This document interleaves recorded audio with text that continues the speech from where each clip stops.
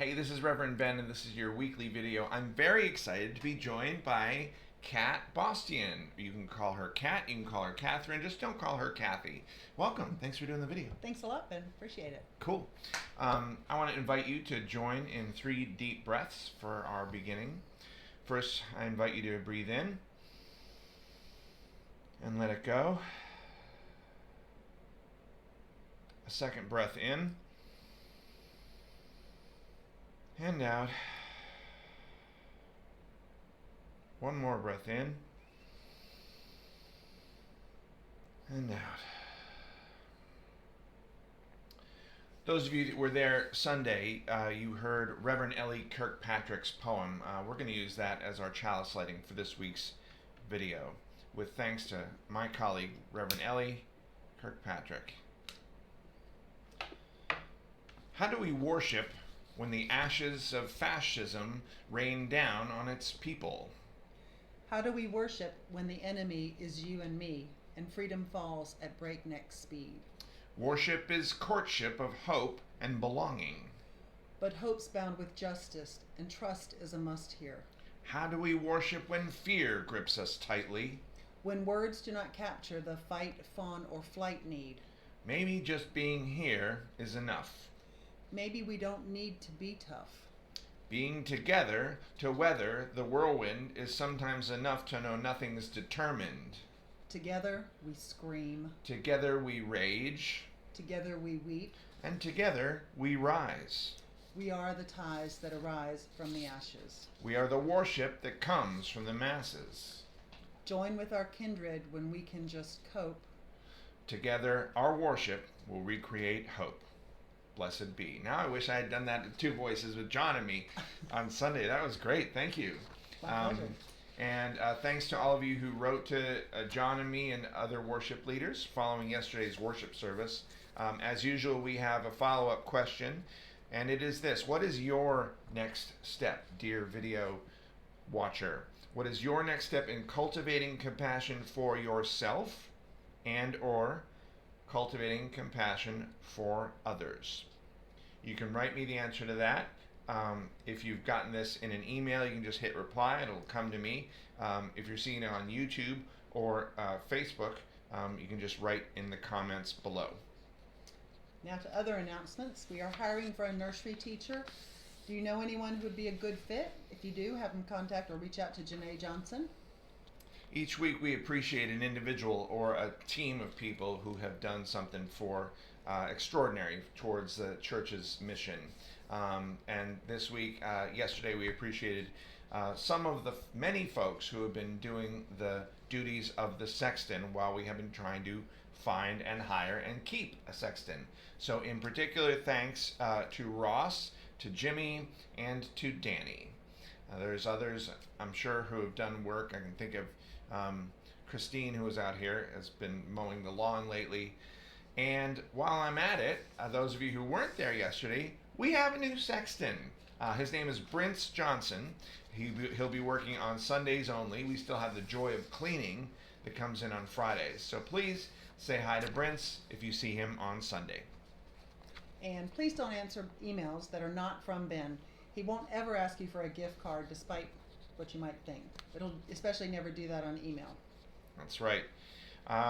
Folks watch this video from home and they let us know that such online worship and communication is useful. So in particular, I want to give a shout out to Karen and Dave Cole.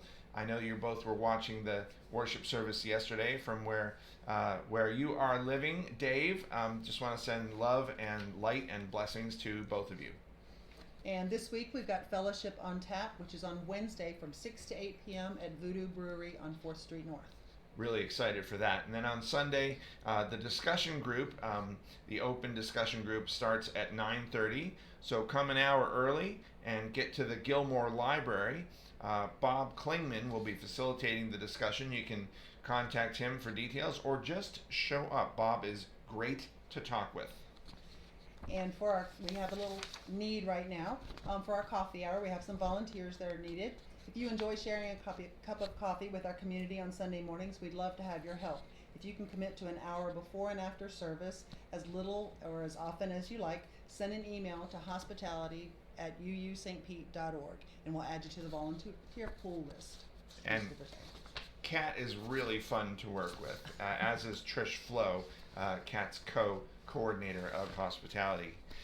Then the worship service on Sunday will be on the topic of Indigenous Peoples Day. I'm really excited that Sandra Moss, our vice president of our board of trustees, is going to lead worship alongside me, and Todd Wellman will be doing music along with the UU St. Pete Bell Choir. Hope to see you on Sunday.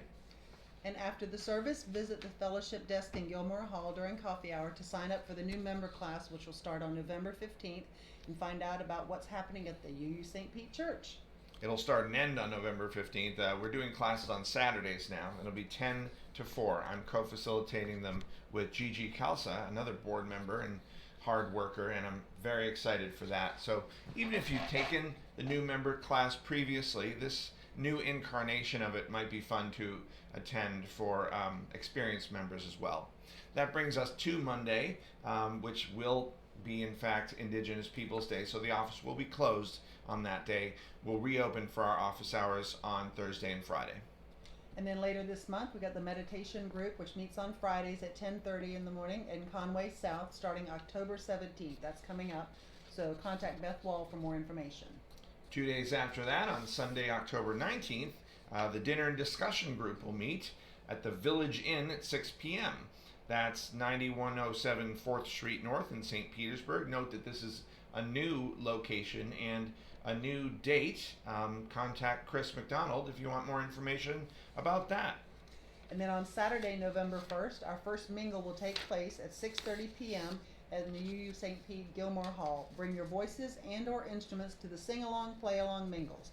There's a $10 entrance fee, and that will go to UU St. Pete. Yes, it is fall, and that means the mingles are beginning. I'm really excited for this one. They're going to have fruit, cheese, crackers, and water. You can bring your own anything else you'd like to eat or drink. Trish Harding, Robin and Frank Gerber, Michael Hertz, and Dana Gantz, who form the Song Circle Band, will lead you through easy, well-known, jam-tested songs by the Beatles, Peter, Paul and Mary, Elvis, and more. The big TVs will project the song lyrics and chords. And then at 7:30, we'll break to snack and mingle. Music will resume when everyone's ready, and they'll stop sometime before 9 p.m. So bring your voices and any other instruments you like, guitars, ukuleles, harmonicas, tambourines, mandolins, spoons, or just come to listen. These jam sessions are always a lot of fun and a great way to build community, and see Trish Harding for the details. Now, this is the first of many mingles, and if you would like to host a mingle at your house to raise money for the church, you see Michael Rowe about that. Lucinda and I will be hosting our traditional celebration of my birthday, except we won't do it in May because a lot of you couldn't make it. Even though my birthday is in May, I think we're doing it in January or February, something like that. That does it for this week's video. If you have an announcement for this video, please send me an email by Monday at 9 a.m. It's helpful if you put the word video in the subject line. And when we extinguish any flame like this, that is an opportunity to kindle a flame inside ourselves. I believe such an internal flame is an unquenchable flame. So let's keep that lit until we see one another again. Kat, thank you for doing the video with me. Thank you very much. I'm honored to be here. The honor's mine. Blessings, everyone. And let's try to remember, you're not alone.